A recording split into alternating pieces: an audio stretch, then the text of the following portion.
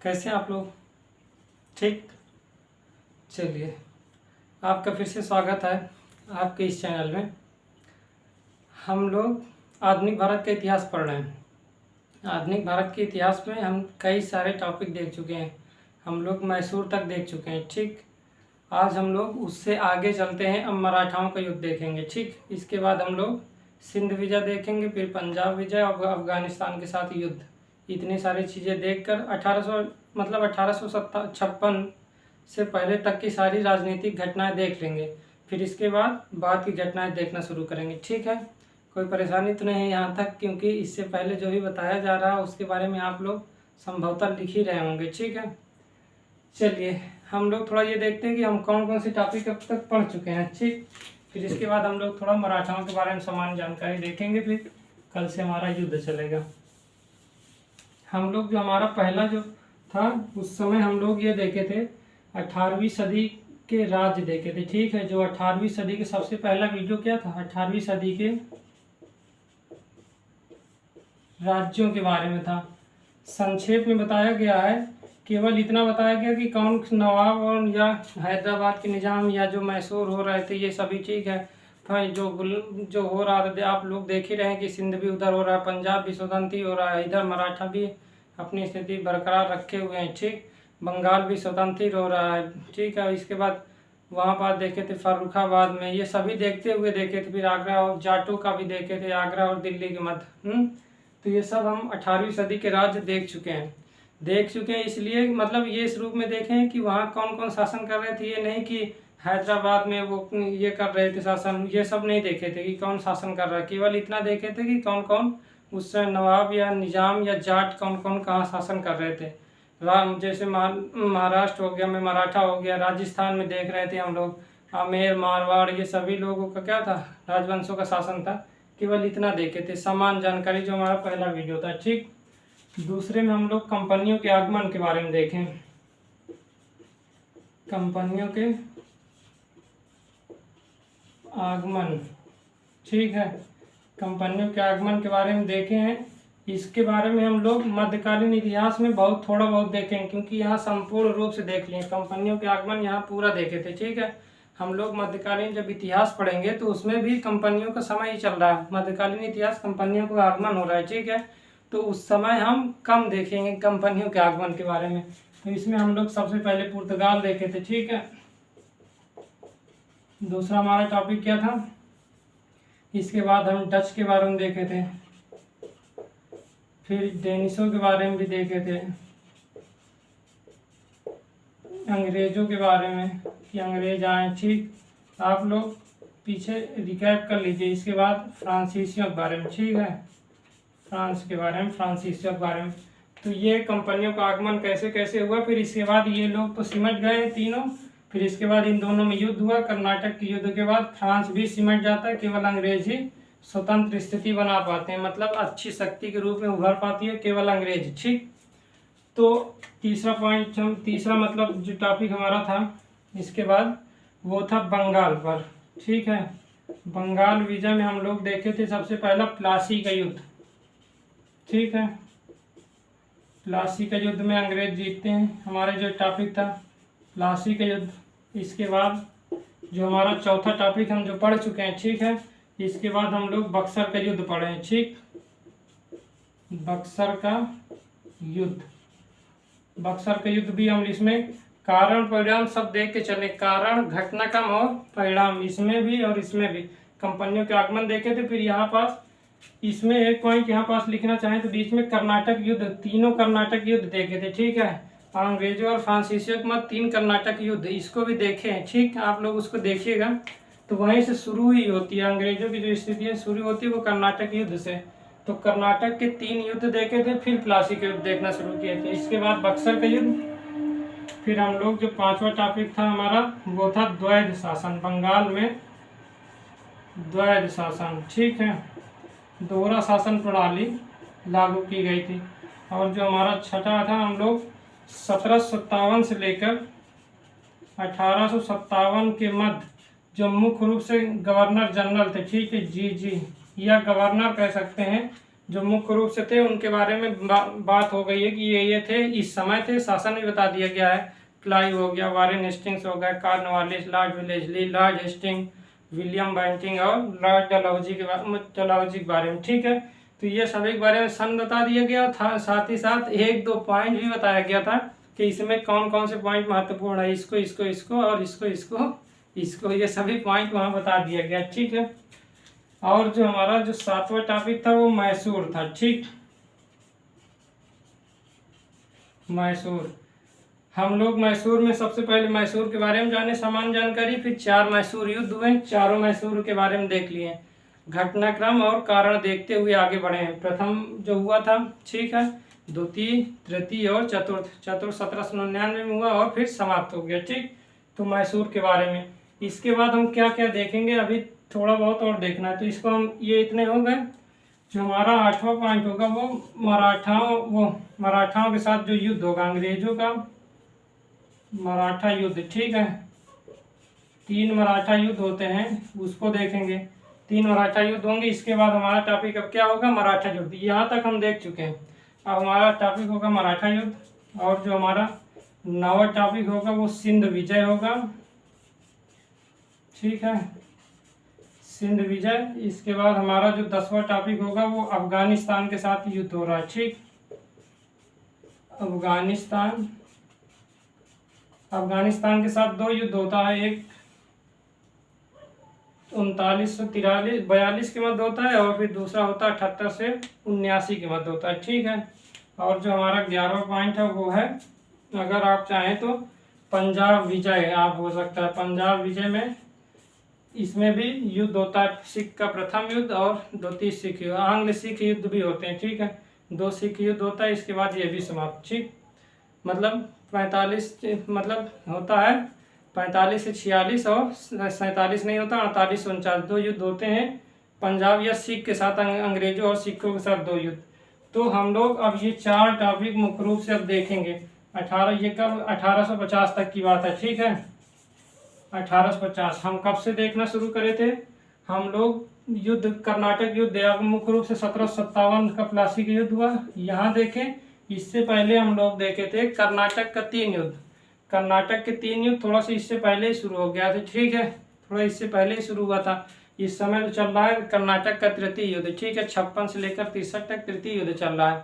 उससे पहले 55 से, मतलब 55 हो गया, कह सकते हैं कि उससे पहले 55 तक या 54 तक कह सकते हैं कि द्वितीय युद्ध चला, और फिर उससे पहले चला था कर्नाटक का प्रथम युद्ध। ठीक, तो इतने टॉपिक हम लोग देख चुके हैं, इसको देखना है। आप लोग इनको पढ़ लीजिएगा, कोई परेशानी नहीं होनी चाहिए इसको पढ़ने में। ठीक है, एक एक बातें बताई गई हैं। पुर्तगालों के बारे में पूरी तरीके से, अच्छी तरीके से, डच हो गया, जेन्सो, अंग्रेजों, फ्रांसीसियों के बारे में बहुत अच्छी तरीके से बताया गया। बंगाल में प्लासी का युद्ध कारण और परिणाम लेके बताया गया। बक्सर का युद्ध कारण और परिणाम लेके बताया गया। द्वैत शासन बताया ही गया। इसके बाद गवर्नर जनरल के बारे में बता दिया गया। मैसूर, चारों मैसूर युद्ध के बारे में बताया गया, जिसमें हैदर अली और टीपू सुल्तान दोनों शामिल थे। ठीक है, तो आज हम लोग क्या थोड़ा देखेंगे, मराठाओं के बारे में सामान्य जानकारी देख के फिर आगे देखेंगे। 3 मराठा युद्ध हुए हैं, तो तीनों मराठा युद्ध देख करके उसको देख लेंगे। तो इसके बाद हमारी टॉपिक ये होंगे। ठीक है, तो रफ कर दें, इतने टॉपिक हमको पढ़ना है। 1757 से 1857 के बीच में इतने टॉपिक हमको देखने हैं। ठीक है, चलिए अब हम लोग थोड़ा मराठाओं के बारे में सामान्य जानकारी देते हैं। इसको आप लिख लीजिएगा एक अलग से कि हम लोग क्या क्या पढ़ चुके हैं, क्या क्या पढ़ना है। ठीक, हमारा जो नेक्स्ट टॉपिक है वो क्या है, वो है मराठा युद्ध।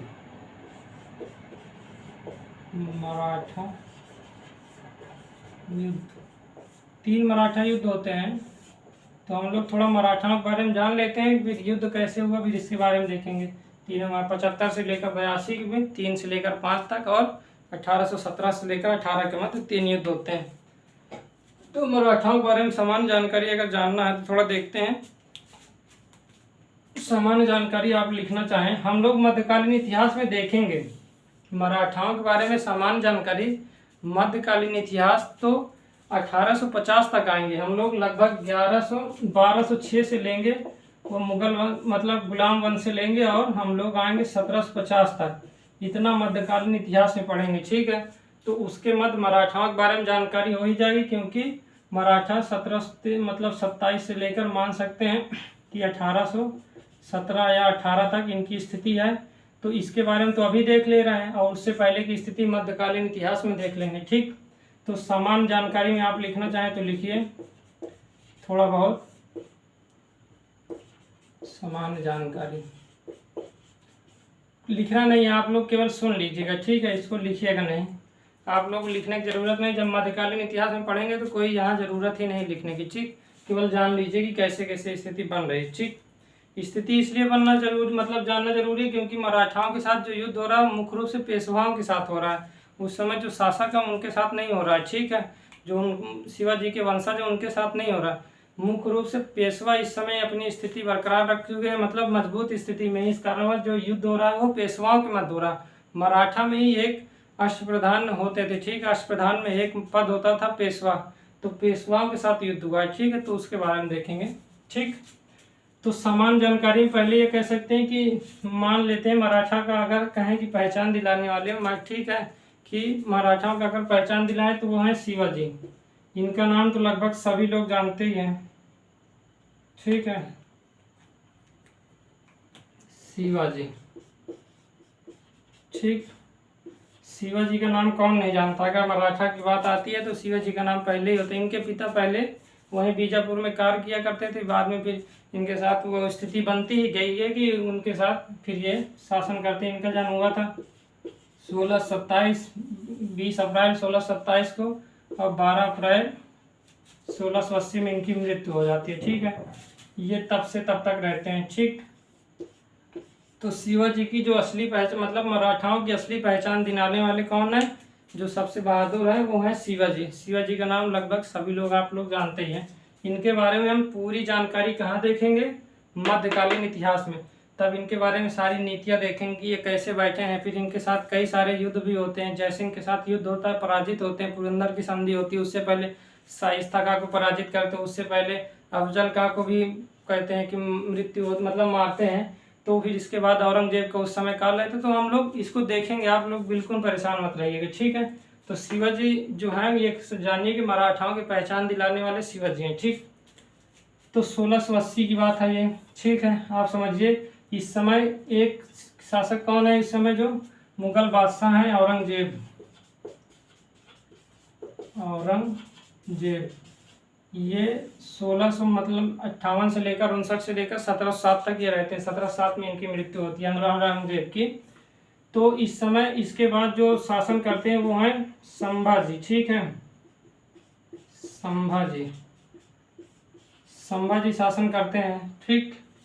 संभाजी इनके बाद शिवाजी की मृत्यु, ये इनके पुत्र हैं, ठीक है, संभाजी। और ये क्या करते हैं, ये शासन करते हैं। लेकिन बात ये है कि जो औरंगजेब है, औरंगजेब का पुत्र है एक अकबर सेकंड। इनके पुत्र कौन है, अकबर सेकंड, ठीक है। ये अपने पिता के विरुद्ध क्या कर सकता है, विद्रोह कर देता है। ये क्या करता है, हम लोग ये मध्यकालीन इतिहास में देखेंगे। आप लोग बिल्कुल परेशान मत रहिए, लिखना नहीं, केवल जानने के लिए है। औरंगजेब का पुत्र क्या होता है, अकबर सेकंड विद्रोह करता है, और ये भाग कर कहाँ आता है, महाराष्ट्र में मराठाओं के पास आता है, ठीक है। उस समय शासन कर रहे हैं संभाजी, और संभाजी क्या करते हैं, ये अकबर सेकंड को संरक्षण देते हैं, ठीक है। संरक्षण देने के कारण क्या करते हैं, औरंगजेब मतलब परेशान ही हो जाता है, क्योंकि ये विद्रोह किया और ये संरक्षण दे रहे हैं। तब वे क्या करते हैं, वो औरंगजेब दिल्ली से आकर यहाँ पास आक्रमण करना शुरू करते हैं। दक्षिण भारत में जो दक्खन के इलाका है इनके साथ युद्ध होता है, और संभाजी की क्या करते हैं, हत्या कर देते हैं। ये सामान्य है, अभी इसमें बहुत सारी जानकारी है, बीच में बहुत सारी घटना घटी है। औरंगजेब कहते हैं वहीं युद्ध करते करते मतलब उसकी मृत्यु हो गई, इतना मतलब उलझा हुआ था वहाँ, ठीक है। तो आप लोग ये समान रूप से जानिए, संभाजी की हत्या कर देता है और इसके पुत्र साहू को गिरफ्तार करते हैं, ठीक है। इसका पुत्र कौन है, साहू को क्या करता है, बंदी बनाकर ले जाता है, ठीक। बंदी बनाकर ले जाता है औरंगजेब, और इसके बाद 1707 में औरंगजेब की मृत्यु हो जाती है, ठीक है। 1707 में इसकी मृत्यु होती है। कब से कब है, ये 1658 59 रूप में मुख्य रूप से बहता है, 58 में ये कहते हैं, फिर 59 में इसका राज तिलक हुआ कहते हैं, और 1707 तक ये रहता है। 1707 में इसकी मृत्यु होती है।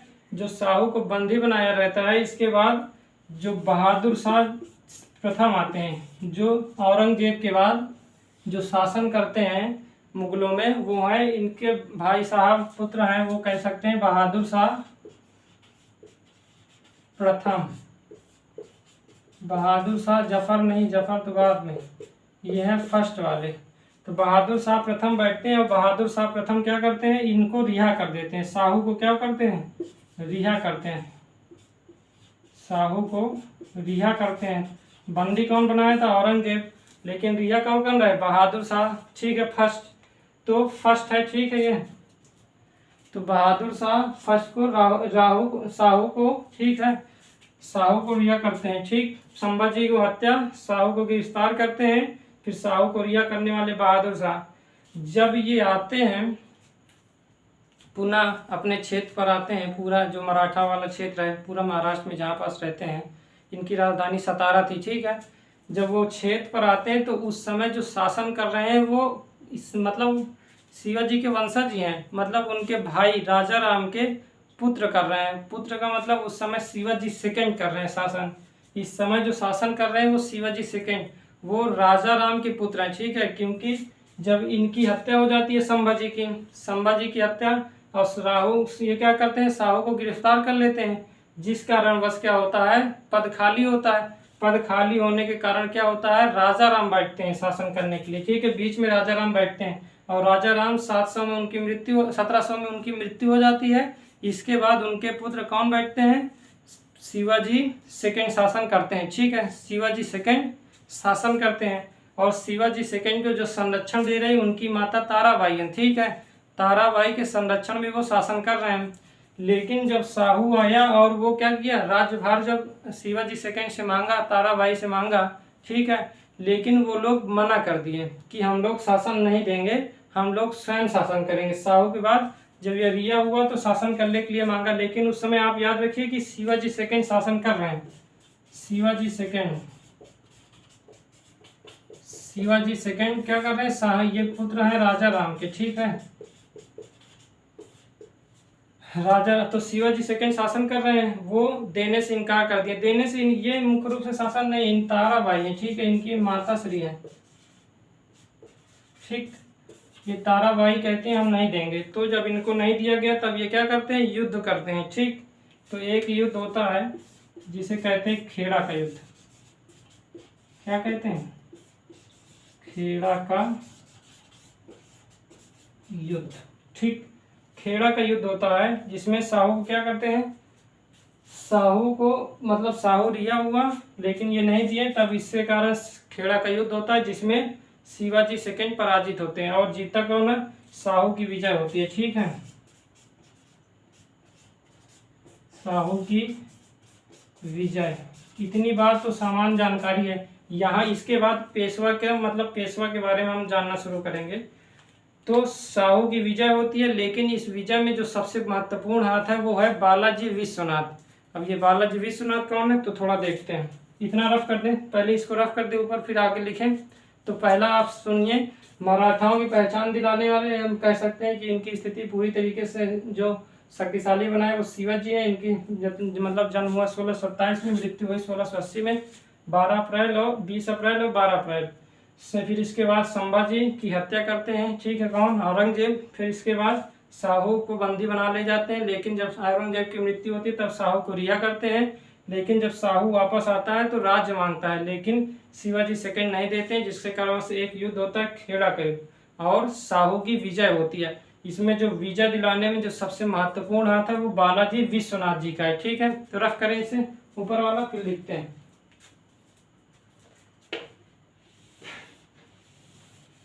ठीक है, इसको लिखना नहीं है आपको केवल ये जानना था। ठीक है, इसे लिखिएगा नहीं। ठीक है, लिखिएगा आप। मध्यकालीन इतिहास में हम इसको अच्छे से लिखवाएंगे।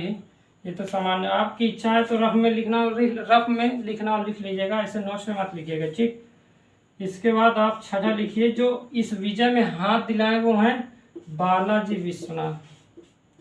बालाजी विश्वनाथ, ठीक। बालाजी विश्वनाथ ये कौन है? ये है पेशवा, ठीक है। अब ये पेशवा कौन है? ये अष्टप्रधान का प्रमुख होता था, ठीक है। अष्टप्रधान का प्रमुख, ठीक है।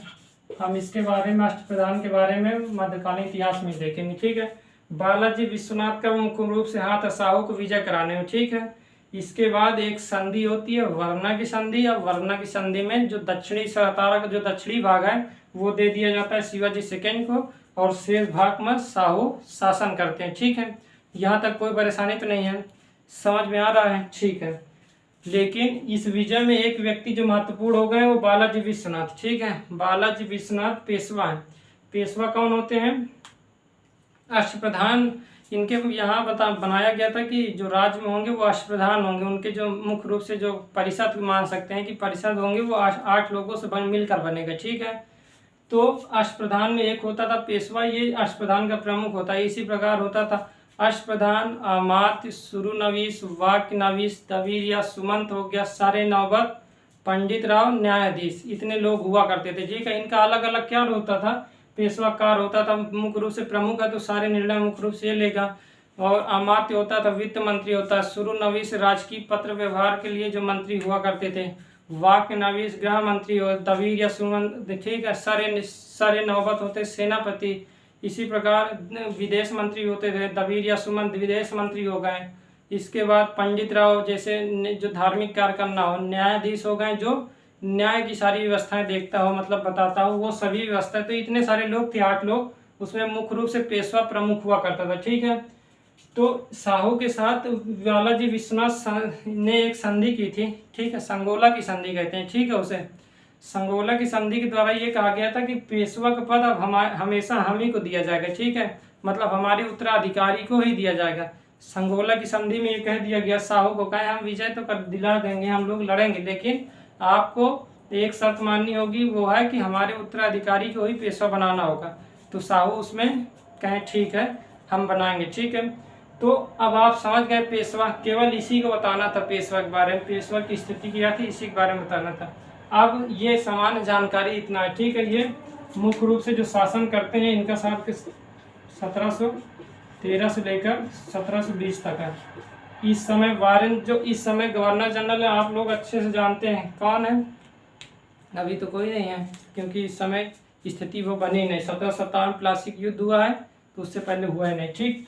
तो यहाँ तक कोई परेशानी तो नहीं है, कोई परेशानी तो नहीं यहाँ तक, ठीक है। ये रफ कर दें, ठीक। आप लोग अब ये ठीक है, उसको लिखिएगा नहीं, अगर रफ में लिखना हो लिख लीजिएगा, लेकिन ये सारी जानकारी जानना था, ठीक। अब हम लोग एक चीज़ देखते हैं, थोड़ा सा पेशवाओं के बारे में देख लेते हैं, ठीक है। पेशवा क्योंकि मुख्य रूप से जो प्रथम युद्ध होता है, ठीक है, वो पेशवाओं के मध्य ही होता है। फिर इसके बाद द्वितीय युद्ध होता है, उसमें भी पेशवा ही रहते हैं। तीसरा युद्ध भी पेशवा के साथ होता है, मतलब सरदारों के साथ भी होता है, मराठा सरदारों के साथ और उनके साथ भी होता है, ठीक है। तो हम लोग पेशवाओं के बारे में थोड़ा देखते हैं,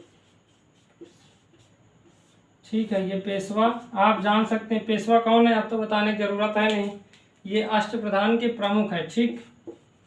अष्टप्रधान आपको बता ही दिया गया कि मान लीजिए शासन को संचालित करने के लिए जो मंत्री हुआ करते थे उन्हें कहा जाता था अष्टप्रधान, जो मंत्री हुआ करते थे, ठीक है। और बता ही दिया गया विदेश मंत्री, वित्त मंत्री, राजकीय पत्र वाले, ठीक है, न्यायाधीश भी हुआ करते थे, सभी उसी में हुआ करते थे, ठीक। तो जो इसमें सबसे पहले पेशवा मुख्य रूप से आते हैं वो हैं बालाजी विश्वनाथ, बालाजी विश्वनाथ। इसके बाद मराठाओं की शक्ति क्षीण होती है साहू के बाद, ठीक है।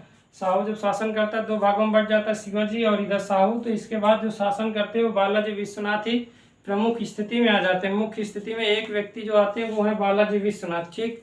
ये कब से कब तक है? ये 1713 से लेकर 1720 तक ये रहते हैं, ठीक। इसके बाद इनके पुत्र होते हैं बाजीराव प्रथम, बाजीराव प्रथम। ये कब से कब तक रहते हैं? 1720 से 1740 तक ये रहते हैं। ठीक, ये पेशवा है, ध्यान दीजिएगा। उत्तराधिकारी संगोलक संधि हुई है, इसलिए उनके उत्तराधिकारी बैठे बालाजी के पुत्र हुए बाजीराव फर्स्ट, और ये 1720 से लेकर 40 तक है। फिर इसके बाद इनके एक महान भाव हुए, पुत्र हुए, वो हुए क्या, बालाजी बाजीराव। ठीक है, बालाजी बाजीराव। ठीक, ये कब से कब तक है, ये है हमारे 1740 से लेकर 61 तक। ठीक, और फिर चौथा है हमारे माधव राव, ये कब से कब तक है, 1761 से आगे तक ये रहेंगे। ठीक है, 1761 से 1700 लगभग आप कह सकते हैं 77 तक ये रहते हैं। ठीक, 1761 से 77 तक लगभग ये रहते हैं। ठीक, बालाजी बाजीराव प्रथम इसके बाद ही रहते हैं। इससे ये डेट आप देख लीजिए, शायद ये गलत हो, 1775 या कुछ ऐसे ही है। आप लोग देखिए 1761 के बाद ही रहते हैं। ठीक है, ये तो 1761 के बाद ये रहते हैं। ठीक, बालाजी बाजीराव 1740 से 1761, बाजीराव प्रथम 1720 से 40 तक, और बालाजी बाजीराव 1713 1720 तक। तो ये पेशवा है। यहाँ से आंतरिक संघर्ष शुरू हो जाता है। ठीक है, माधवराव सेकेंड से आंतरिक संघर्ष शुरू हो जाता है। इनके भाई रघुनाथ राव हैं। ठीक है, इनके जो भाई हैं वो भी चाह रहे हैं कि हम बन जाए, ठीक है, शासक, लेकिन माधवराव बने रहते हैं, लेकिन चाहते हैं कि इनके बाद, माधवराव के बाद वो बने, लेकिन इनके बाद नारायण राव बन जाते हैं इनके पुत्र, और फिर उनके बाद उनके पुत्र बन जाते हैं, माधवराव सेकेंड बनते हैं ना, रघुनाथ राव बनते हैं, लेकिन रघुनाथ राव के पुत्र बनते हैं, जो बाजीराव सेकेंड है वो बन जाते हैं। हम उसको देखेंगे, वो प्रथम युद्ध में आएगा। ये जो है ना, आंग्ल मराठा का प्रथम युद्ध, उसमें ये सारी बातें आएंगी। तो ये इतनी बातें आप याद रखिए, बालाजी विश्वनाथ, बाजीराव फर्स्ट, बालाजी बाजीराव और माधवराव। इनके बाद इनके एक भाई साहब बनेंगे जो शासन करेंगे, वो हैं, पांचवा लिखिए, नारायण राव। इसके बाद आप लिखिए छठा, माधवराव सेकेंड। इतना आप लिख लीजिए सभी, माधवराव सेकेंड। ठीक, इतना आप लिख लीजिए। तो ये इसके बाद बनते हैं, फिर इसके बाद पेशवा होते हैं बाजीराव सेकेंड। ठीक, बाजीराव सेकेंड वो हैं इनके भाई माधवराव के भाई के पुत्र हैं बाजीराव सेकेंड, उनके भाई का नाम है रघुनाथ राव। ठीक, तो ये सारी बातें आप इसको लिख लीजिएगा, यहाँ से लिखिएगा, पहले वाला तो लिखना नहीं था, लेकिन इसको लिखिएगा। पेशवा जो अष्टप्रधान के प्रमुख होते हैं, ये इतना लिखिएगा, क्योंकि जो प्रथम युद्ध होता है वो 1775 से लेकर 82 तक होता है। ठीक है, इस समय संघर्ष हो रहा है, और संघर्ष इसके बाद नारायण राव माधवराव के बाद होगा। ठीक है, कोई परेशानी नहीं।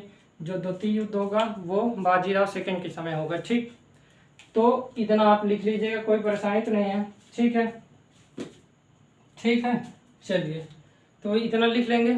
ठीक, इसके बाद नारायण राव उसी समय क्या है, इसके बाद 72, मान लीजिए अगर ये 72 के पास होगा, ठीक है, इसको देख लीजिएगा, ये 72 या 75 के आसपास होगा। ठीक, इसके बाद मान लीजिए, इसके बाद आगे ये रहते हैं 1772, इसके बाद ही रहते हैं 1772 से आगे ये रहते हैं, फिर इसके बाद ये रहना शुरू होते हैं। ठीक, तो 1740 से 61 ये 1761 से 72 या 75 कुछ भी ऐसे ही होगा, शायद 72 ही है। ठीक, देख लीजिएगा आप लोग। तो इसके बाद नारायण राव, फिर माधवराव। तो इतनी स्थिति थी पेशवाओं की। इसके बाद बाजीराव सेकेंड रहते हैं। ठीक है, वो उसके दूसरे मतलब द्वितीय विश्व युद्ध, मतलब द्वितीय विश्व युद्ध का मतलब इसका विश्व युद्ध नहीं, जो मराठाओं के साथ द्वितीय युद्ध होता है उसके बारे में वहाँ देखेंगे, बाजीराव सेकेंड के बारे में। ठीक, तो प्रथम में केवल इतने ही लोग आएंगे, इतने लोग में समाप्त हो जाएगा। ठीक है, यहाँ से शुरू होगा और यहाँ से समाप्त हो जाएगा प्रथम युद्ध। तो कल देखेंगे। ठीक है, इसके बारे में, मराठा का जो प्रथम युद्ध है इसके बारे में हम लोग देखेंगे कल। ठीक, तो समान रूप से आज लोग लिखना था, नहीं केवल इतना ये सब लिखना था, इसको लिखना था, वो सब इससे पहले तो लिखना था, जो तो जानकारी थी ना। ठीक है, तो कल हम लोग देखेंगे आंग्ल मराठा प्रथम युद्ध, प्रथम आंग्ल मराठा युद्ध देखेंगे। ठीक, 75 से लेकर 82 के मध्य होता है। इस समय 75 से 82 के मध्य किसके साथ, अगर 80 से 84 के मध्य मैसूर के साथ द्वितीय युद्ध हो रहा है। ठीक है, हम लोग इससे पहले सब देख चुके हैं। अब लोग आप इंटरलिंक करिए। ठीक है, लिंक कर लिया करिए कि अब इस समय कौन सी घटना घटित हो रही है। ठीक, तो कोई परेशानी तो नहीं है। चलिए, तो कल हम लोग देखेंगे आंग्ल मराठा का प्रथम युद्ध। ठीक, आज तो ऐसा है नहीं कि कैसा लगा कैसा नहीं लगा, आज तो केवल जानना ही था। तो आज तो कोई बात ही नहीं, कल हम लोग देखेंगे मराठाओं का प्रथम युद्ध देखेंगे, फिर इसके बाद द्वितीय युद्ध, तृतीय युद्ध, फिर इसके बाद सिंध देखेंगे, फिर अफगानिस्तान, फिर पंजाब, फिर समाप्त। मतलब 1856 तक समाप्त होगा। इसके बाद आगे घटना हम फिर से देखेंगे, उसको 1857 के विद्रोह क्रांति ही देखेंगे। ठीक है, तो उसको हम लोग देखेंगे। ठीक, चलें कल मिलें, चलिए बाय।